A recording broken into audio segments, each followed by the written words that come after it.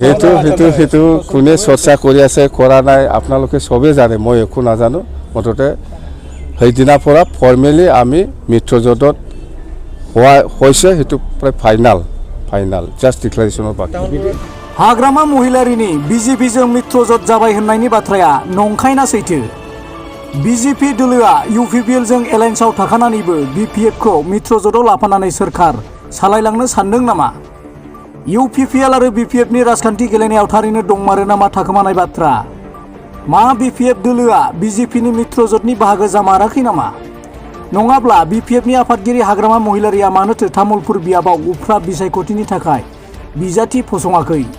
फारसेथिं बिजेपिजों alliance UPPL दोलोनि उफ्रा बिसायख'थिनि थाखाय फसंजानाय 28 नं गसाइगाव बियाबनि बिजाथि जिरन बसुमतारिया बुङो दि बिपिएफ दोलोआ बिजेपिजों जेबो एलायन्सनि बाथ्रा गैया होननानै आसामनि गार्जेन मिनिस्टार अशोक सिंघालआ रोखायै फोसावखाबाय होननानै बिथाङा फोरमायदों।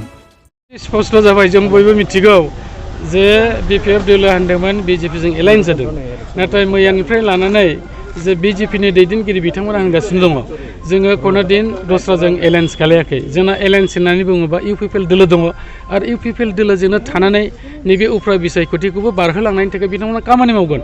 अब्ला जों स्पष्ट मिथिबाय जे बिथांमोना जे बाथ्राखौ बुंदों बे मोनसे फल्स बाथ्रा। मानो होननानै बुङोबा जुदि एलायन्स जुदि जामारदोंमोनब्ला निश्चय आसाम स्टेट बिजेपिनिफ्रायबो मोनसे स्पष्टीकरणखौ होगौमोन, नाथाय जि स्पष्टीकरणखौ होदोंबा नोंथांमोना नुबाय जोङो क'क्राझारनि गार्जेन मिनिस्टार एबा आसामनि जे मिनिस्टार अशोक सिंघाल बिथाङा मैयाबो होनदों जोंहा कोनो दस्राजों एलायन्स गैया आरो दिनै इउपिपिएल दोलोजोंसो एलायन्स दङखाय जों खामानि मावनो फैदों। आरो बिथाङा स्पष्ट होनदों जे दिनै बिपिएफआ बे 28 नम्बर समस्तिनि उफ्रा बिसायख'थियाव बिथांमोना बहाय बादायलायोबाबो बिथांमोननि सिरियाला 4 नम्बराव थागोन। अब्ला जों स्पष्ट मिथिबाय जे बिजेपि दोलोआ सोरजों दंमारो। गतिके आं सानो बहाय कोनो रायजो राजाफोरनि गेजेराव मोनसे गोनो गोथो जानांगौनि जेबो बाथ्रा थानो हाया, जों बेखौ स्पष्ट जाबाय। नाथाय बे बाथ्रानि आन्दोआव माबाफोर थाखोमानाय बाथ्रा दंबावो नामा? मा थारैनो बिपिएफजों बिजेपिआ एबा आसामनि गिबि मन्त्रि डक्टर हिमन्त बिश्व शर्माया माबाफोर बिपिएफजों सावरायखोमानाय बाथ्राफोर दंबावो नामा?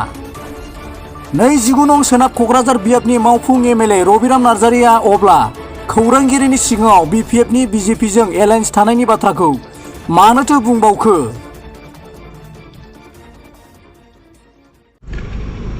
बिथांमोननि दिनैहाय बे बिजेपि हान्जानि दैदेनगिरिफोर बा माखासे जायफोर मन्त्रि हिसाबै दंफैयो बिथांमोनहा बे नैबे समसिमहालागै जेखिनि खोथाखौ बुंदों नोंथांमोनहा नायबाय था, हयथ'बा कयेक दिननि गेजेराव बिथांमोननि रावा सोलायगोन।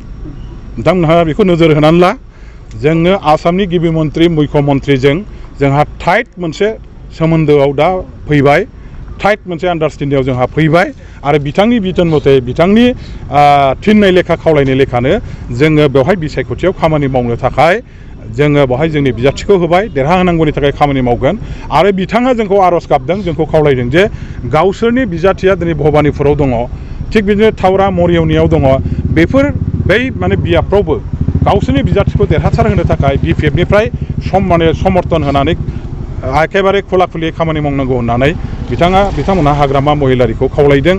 आंबो दंमोन रायलायनायाव। डक्टर हिमन्त बिश्व शर्मा आसामनि मुख्यमन्त्रि बिथाङा जोंनि पक्षे जथेस्थ' सिम्पेथि दङ आरो बिथाङा जोंखौ लानानै खामानि मावनायनि बाथ्राखौ बुंदों। बेखायनो बायह्रायाव दासान्दि जेखि सोर मा केसेट दामदों दामाखै बेखौ लानानै खर' सानांगौ गैया। जोंहा जायनिफ्राय जेरोखोम आसास बा आन्डारस्टेन्डिंआव थानानै खामानि मावनांगौनि माखासे जबान दङ, बे जबाना दा जोंजों दं, बे आशिर्बादा जोंजों दं। बेखौ लानानै जोंहा दिनैहाय जेबो गोनो गोथो जानांगौ गैया। जोंनि कर्मिफ्रा खुनु आख' फाख'आव साननो नाङा जे जोङो जेरैखि जाया बेवहाय देरहागोन आरो बयनिबो माने सहजोगजोंनो जों देरहागोन। जोंनि आइ आफा रायजो राजाफोरनि बयनिबो अनसायनायजों देरहागोन, दल संगठननि हेफाजाबजों खामानि मावनायजों, जाथि जनगोष्ठीनि खामानि मावनायजों जोङो देरहागोन। बिटिसिआव सोलायनायनि नाम लानानै दिनै लुटपाटनि राजत्व खालामनायखौ होबथानायनि नामाव, थगायनानै सासननि गाद्दिखौ सायख'नायनि नामाव बिटिसिखौ दिनैहाय माने हाग्रामा महिलारिया जेरैबायदि सोरजिदोंमोन, जेरैबायदि सालायदोंमोन, बे दिनैहाय थस नस जालांबाय, बायफ्ले जिफ्ले जालांबाय। बे जिनिसखौ नुनानै रायजो राजाफ्रा दिनै इउपिपिएलजों रावबो गैला। बेखौ नोंथांमोनहा नैबे इलेक्सनावनो नुनो मोनगोन।